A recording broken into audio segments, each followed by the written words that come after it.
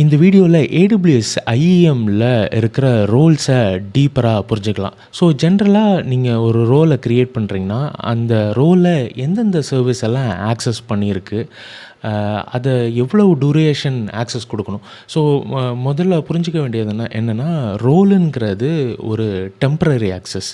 ஒரு resource policy மாரி ஒரு பெர்மனன்ட் ஆக்சஸ் கிடையாது.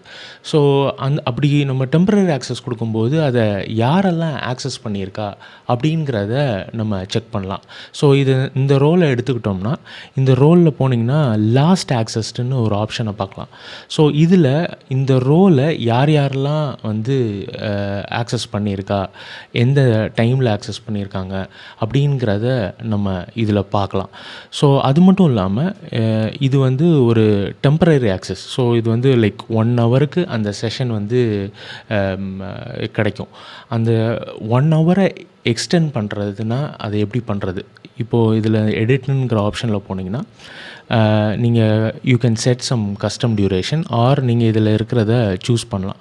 ஸோ இதில நீங்க எவ்வளவு செட் பண்ணுறீங்களோ, அவ்வளவு டியூரேஷனுக்கு உங்களுக்கு ஆக்சஸ் கிடைக்கும்.